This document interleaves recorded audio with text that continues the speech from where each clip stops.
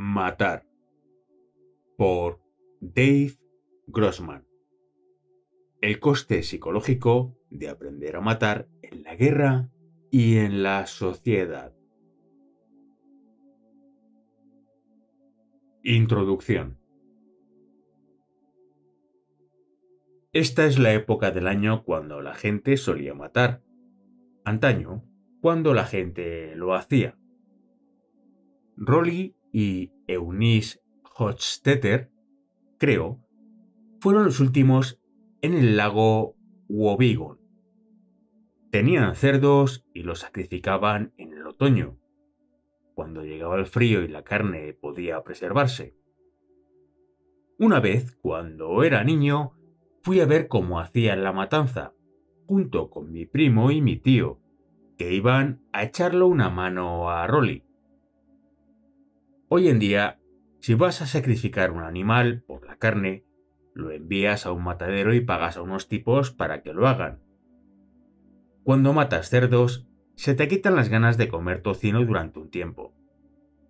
Porque los cerdos te van a entender que no están interesados.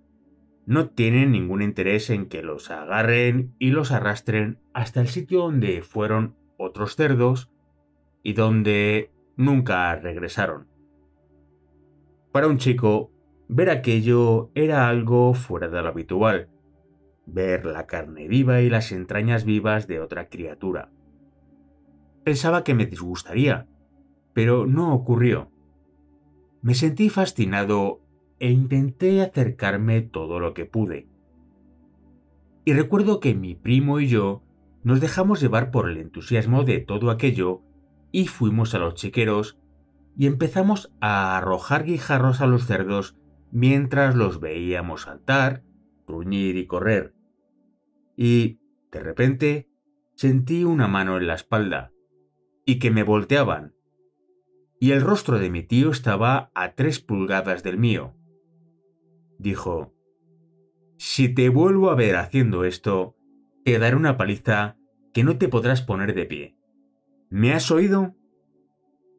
Le habíamos oído. Supe entonces que su enfado tenía que ver con la matanza, que era un ritual y que se hacía como un ritual. Se hacía rápido y sin tonterías. Nada de bromas y muy poca conversación. Las personas, hombres y mujeres, desempeñaban sus tareas sabiendo exactamente lo que tenían que hacer, y siempre respetando a los animales que se iban a convertir en nuestra comida. Y el hecho de que arrojáramos piedras a los cerdos había violado esa ceremonia y este ritual que estaban completando. Rolly fue el último que sacrificaba a sus propios cerdos. Un año tuvo un accidente. Se le escurrió el cuchillo y el animal, que solo estaba herido, se soltó y corrió por el patio hasta caer. Después de eso, ya nunca volvió a tener cerdos. Ya no creía ser digno de hacerlo. Todo esto desapareció. Los niños que se crían en el lago Wobegon nunca tendrán la oportunidad de verlo. Era una experiencia poderosa. La vida y la muerte en el fiel de la balanza. Era una vida en la que la gente se valía por sí misma, vivía de la tierra, vivía entre el suelo y Dios, y se ha perdido, no solo para este mundo, sino también para la memoria. Garrison Keillor, La matanza del cerdo. Matar y ciencia, un terreno peligroso.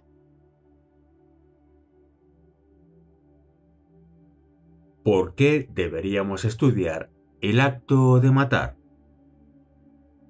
Aunque también cabría preguntarse, ¿por qué deberíamos estudiar el acto sexual?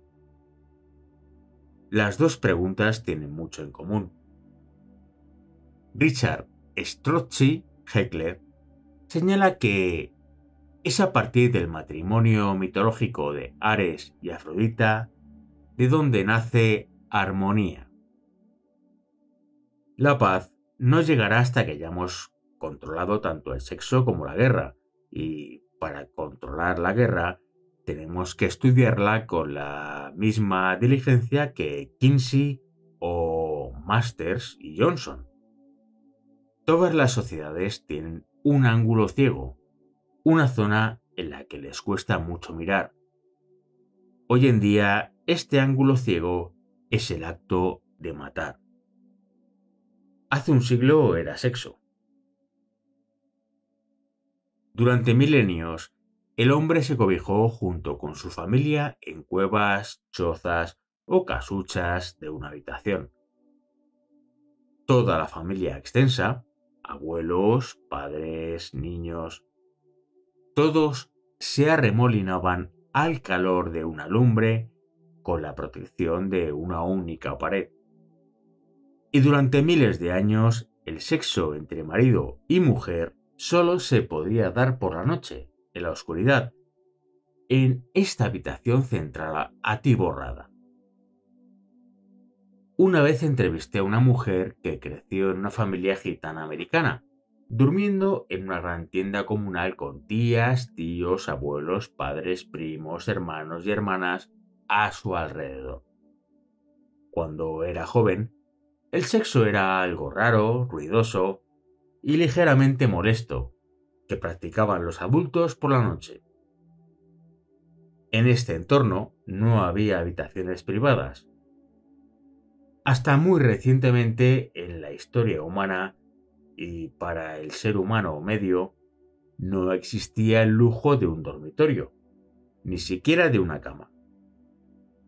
Si bien, de acuerdo con los estándares sexuales de hoy en día, esta situación puede parecer extraña, no carecía de ciertas ventajas. Una de ellas es que el abuso sexual de los niños no podía darse sin el conocimiento y el consentimiento tácito de toda la familia. Otra ventaja menos obvia de la forma de vivir de antaño era que a lo largo del ciclo de la vida, del nacimiento a la muerte, el sexo estaba siempre enfrente tuyo y nadie podía negar que era un aspecto vital, esencial y poco misterioso de la existencia humana cotidiana. Y entonces, con el periodo que conocemos como la era victoriana, todo cambió.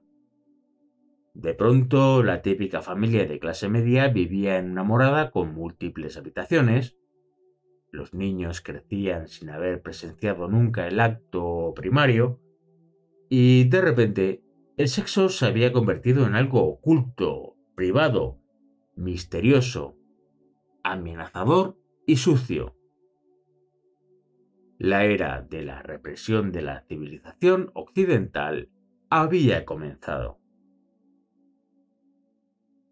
En esta sociedad reprimida, las mujeres se cubrían del tobillo hasta el cuello, e incluso las patas de los muebles se cubrían con faldones, pues la vista de esas patas incomodaba la sensibilidad delicada de la época.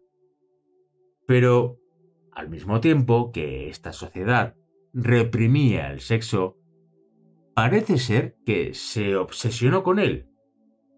La pornografía, tal y como la conocemos, floreció.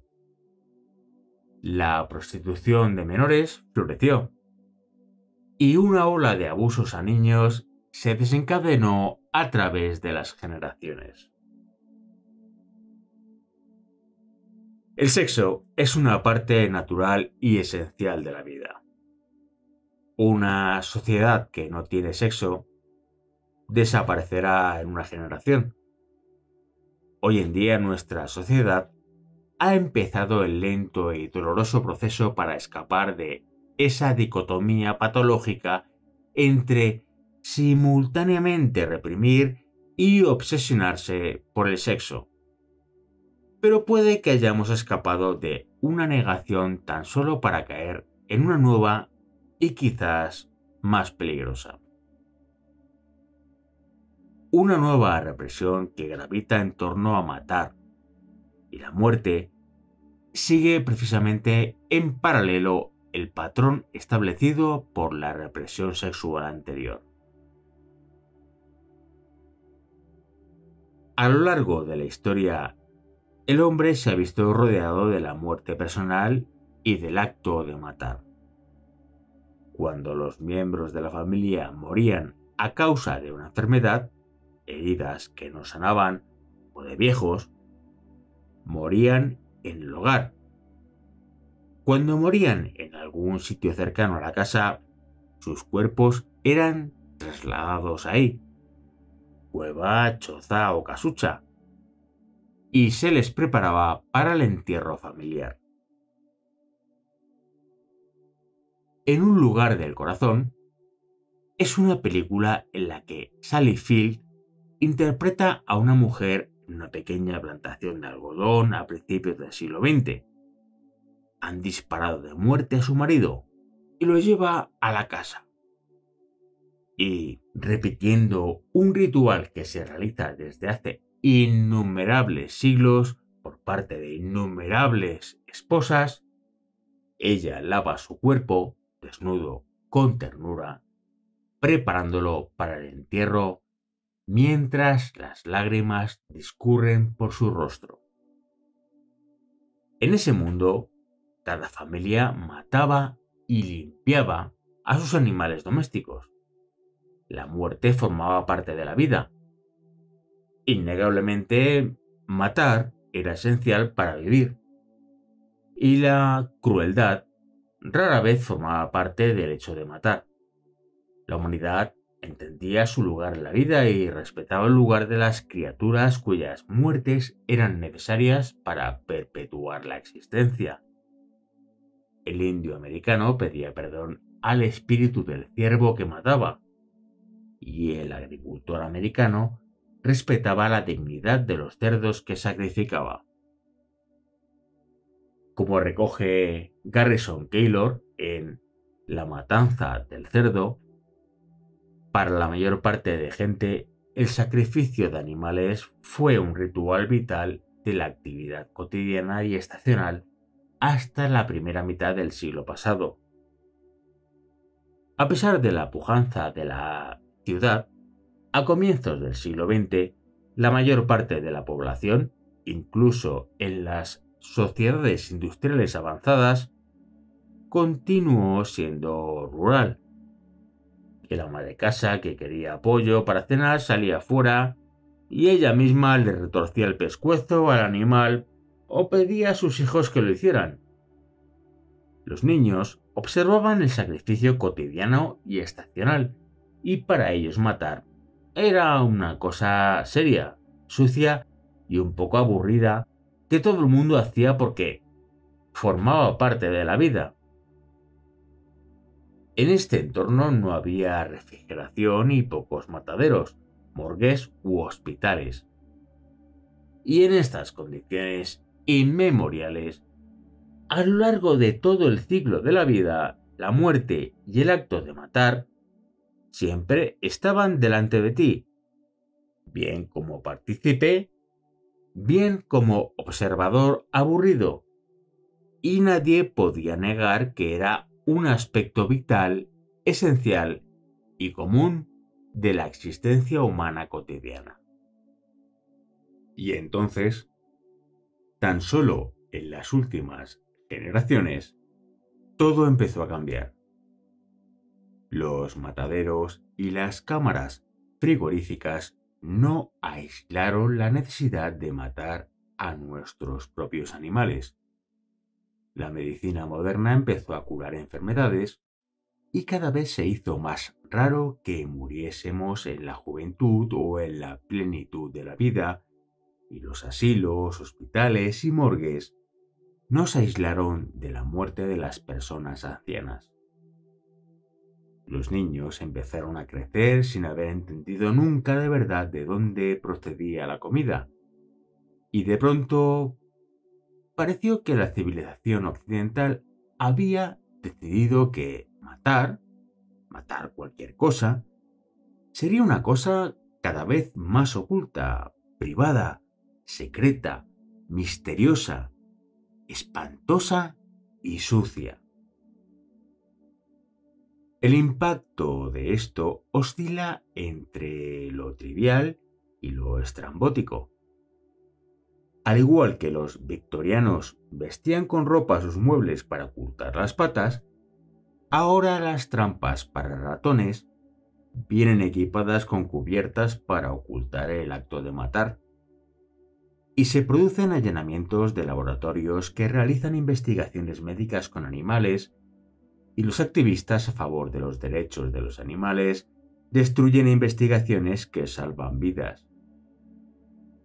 Estos activistas, si bien comparten los frutos médicos de su sociedad, frutos que se basan en siglos de investigaciones con animales, atacan a los investigadores.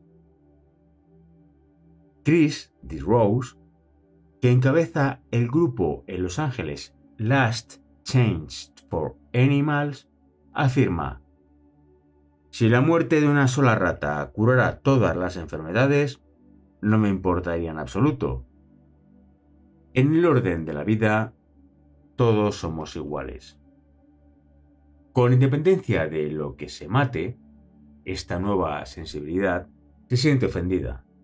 Las personas que llevan abrigos de pieles o prendas de cuero se ven atacadas de forma verbal y física.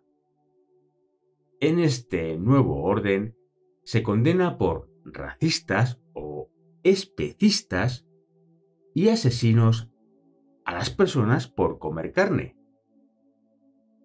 La líder de los derechos de los animales, Ingrid Newkirk, afirma que una rata es un cerdo, es un niño, y compara el sacrificio de pollos al holocausto nazi. 6 millones de personas murieron en los campos de concentración, afirmó en el Washington Post. Pero 6.000 millones de pollos morirán este año en los mataderos. Sin embargo, al mismo tiempo que nuestra sociedad reprime el acto de matar, ha aflorado una nueva obsesión por la descripción de la muerte violenta y brutal y el descuartizamiento de seres humanos.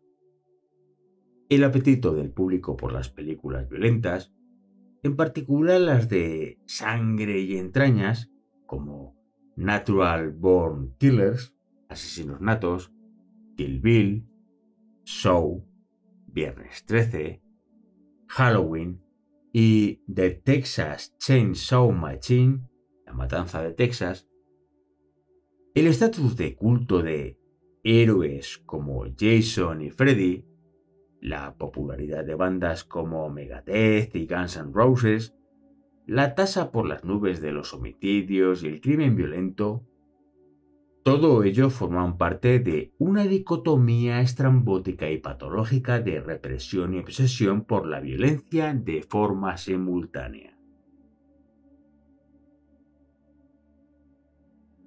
El sexo y la muerte son partes esenciales de la vida. Al igual que una sociedad sin sexo desaparecería en una generación, otro tanto le ocurriría a una sociedad en la que no se matara. Cada ciudad importante de nuestro país tiene que exterminar a millones de ratas y ratones para que no se vuelva inhabitable. Y los graneros y silos también tienen que exterminar a millones de ratas y ratones cada año. Si no consiguen hacerlo, los Estados Unidos, en vez de ser el granero del mundo, no serían capaces de alimentar a su pueblo y millones de personas de todo el mundo se enfrentarían a la hambruna. Es cierto que algunas sensibilidades refinadas de la época victoriana no carecen de valor y benefician a nuestra sociedad, y serían pocos los que abogarían por que regresáramos a la costumbre de dormir en zonas comunes. De forma parecida, aquellos que tienen y defienden la sensibilidad moderna sobre el acto de matar son, por lo general, seres humanos gentiles y sinceros que en gran medida representan las características más idealistas de nuestra especie, y sus preocupaciones tienen un gran valor potencial si las ponemos en perspectiva. A medida que la tecnología nos capacita para masacrar y exterminar a especies completas, incluida la nuestra, resulta vital que aprendamos moderación y autodisciplina. Pero también debemos recordar que la muerte tiene su lugar en el orden natural de la vida. Parece que cuando una sociedad no tiene procesos naturales, como el sexo, la muerte y matar, a la vista, esa sociedad responde negando y deformando ese aspecto de la naturaleza. Cuando nuestra tecnología nos aísla de un aspecto específico de la realidad, nuestra respuesta social parece ser la de introducirse en sueños estrambóticos sobre aquello de lo que huimos.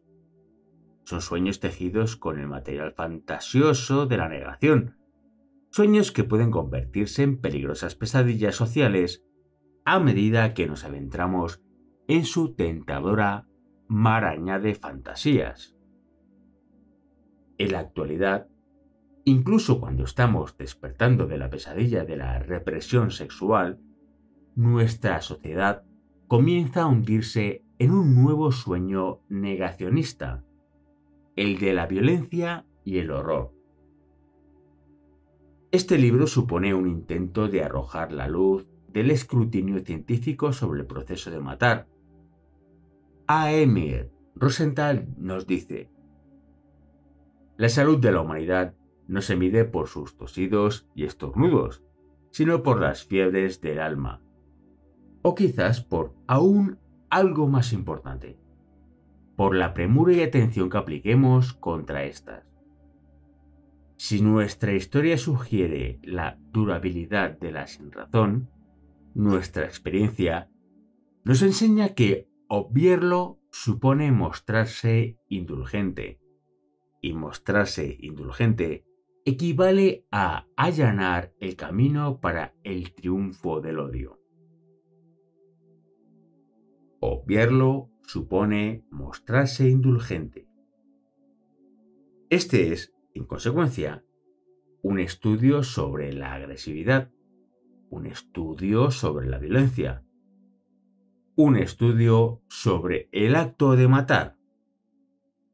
En concreto, se trata de un intento de realizar un estudio científico sobre el acto de matar en el marco de la manera occidental de hacer la guerra y sobre los procesos psicológicos y sociológicos y el precio a pagar cuando los hombres se matan en combate. Sheldon Bidwell sostenía que un estudio así descansaría por su propia naturaleza en un terreno peligroso porque la unión entre el soldado y el científico nunca ha ido más allá del flirteo. Pretendo ir hacia el peligro para efectuar no solo una unión seria entre el soldado y el científico, sino un ménage à trois entre el soldado, el científico y el historiador.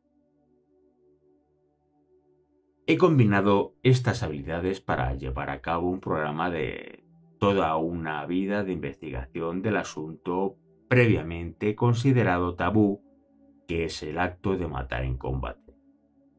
Es mi intención en este estudio abundar en el tabú que supone el acto de matar para ofrecer puntos de vista novedosos sobre lo siguiente: la existencia de una poderosa resistencia innata a matar a un individuo de la propia especie y los mecanismos psicológicos que los ejércitos han desarrollado a lo largo de los siglos para superar esa resistencia. El papel de la atrocidad en la guerra y los mecanismos mediante los cuales los ejércitos se empoderan y a la vez se ven atrapados por la atrocidad. ¿Qué se siente al matar? el conjunto de etapas de una respuesta estándar ante el acto de matar en combate y el precio psicológico de matar. Las técnicas que se han desarrollado y aplicado con un enorme éxito en el entrenamiento moderno de combate para condicionar a los soldados para que superen la resistencia a matar. Cómo el soldado estadounidense en Vietnam fue por primera vez capacitado psicológicamente para matar en un grado mucho mayor que cualquier otro soldado de la historia anterior, para luego negársele el ritual de purificación que es psicológicamente esencial y que existe en todas las sociedades guerreras y, a la postre, ser condenado y acusado por su propia sociedad en un grado sin precedentes en la historia occidental. Y el terrible y trágico precio de los 3 millones de veteranos estadounidenses, sus familias y nuestra sociedad han pagado por lo que les hicimos a nuestros soldados en Vietnam.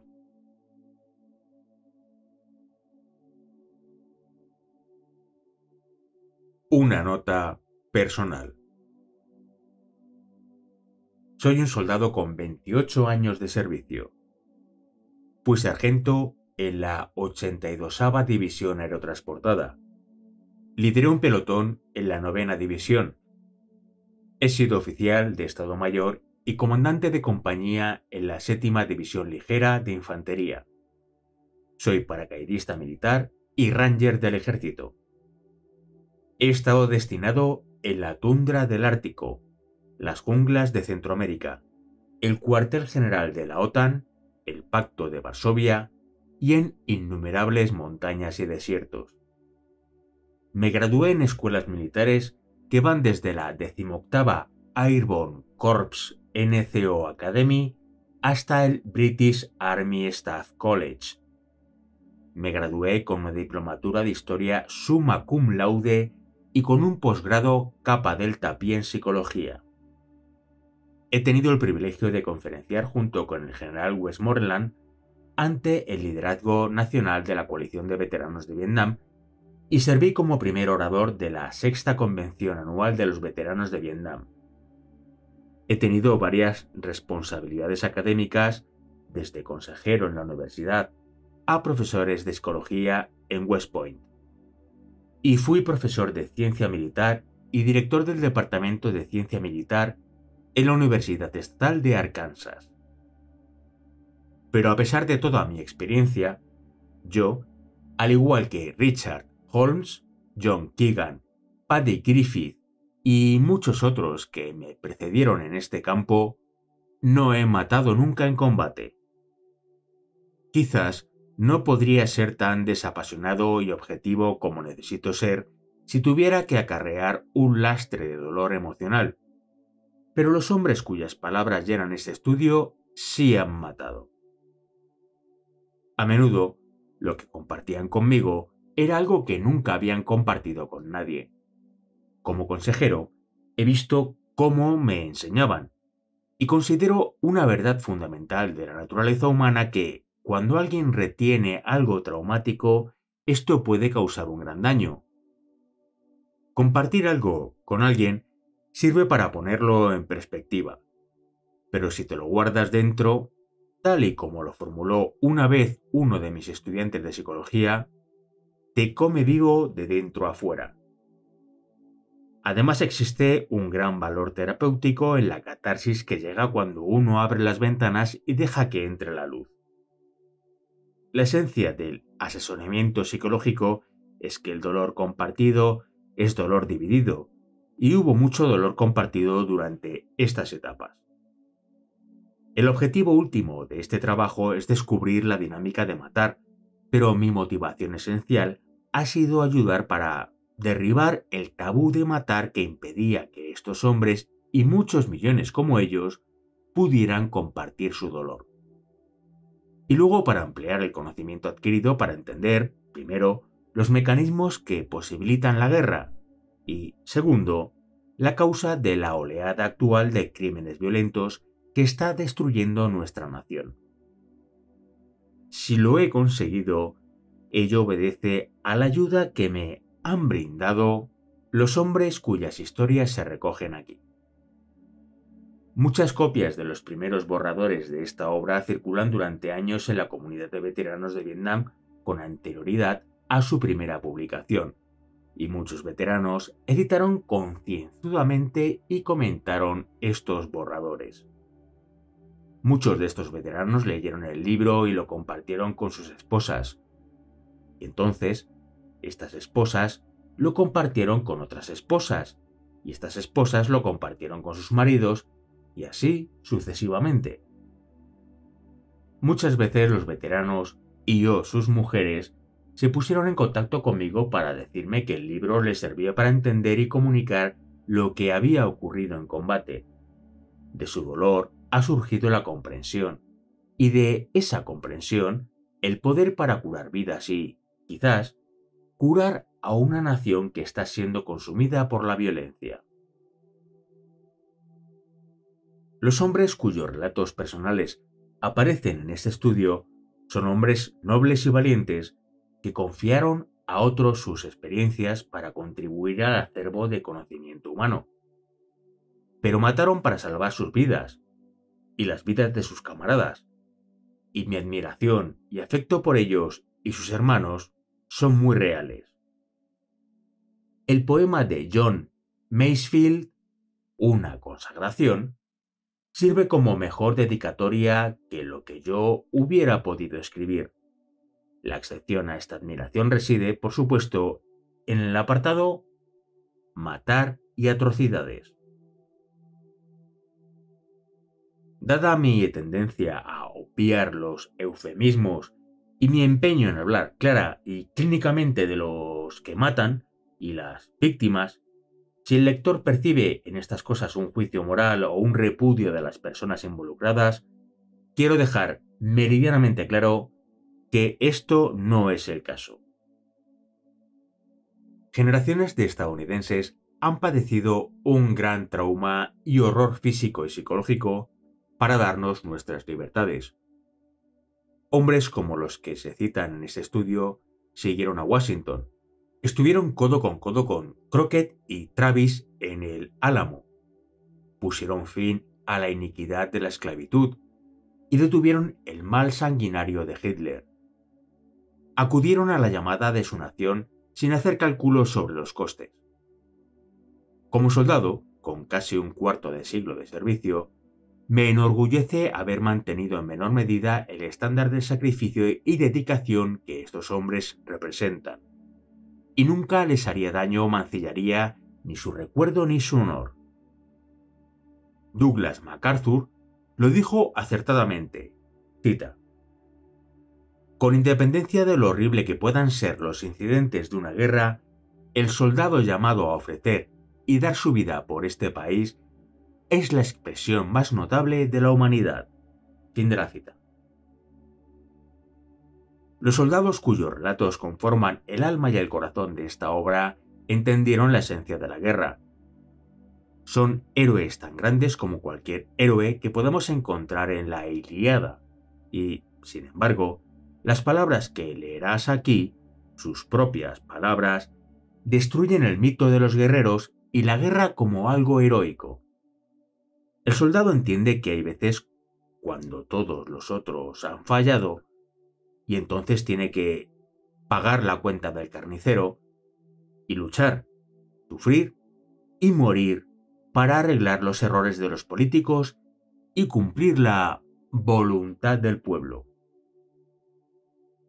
El soldado por encima de las demás personas, dijo MacArthur, reza por la paz, porque ellos tienen que sufrir y acarrear con las heridas y cicatrices más profundas de la guerra.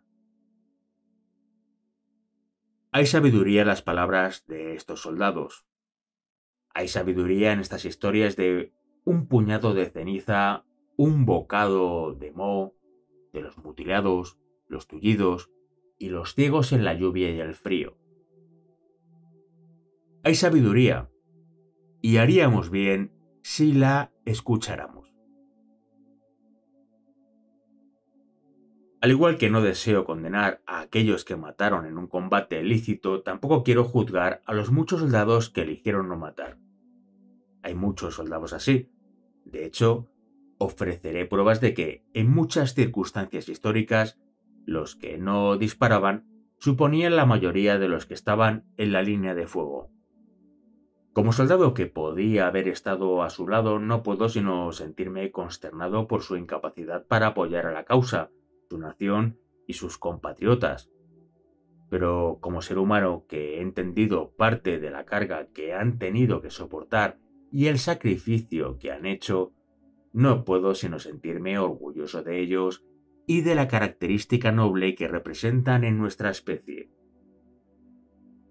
El asunto de matar provoca que la mayoría de las personas sanas se sienta a disgusto, y algunos de los asuntos concretos y temas que se abordarán serán repulsivos y ofensivos. Son cosas que preferiríamos evitar. Sin embargo, Karl von Clausewitz nos avisó de que no sirve a ningún propósito, resulta incluso contrario a los mejores intereses de uno mismo, evitar considerar un asunto porque el horror de sus elementos suscita repugnancia.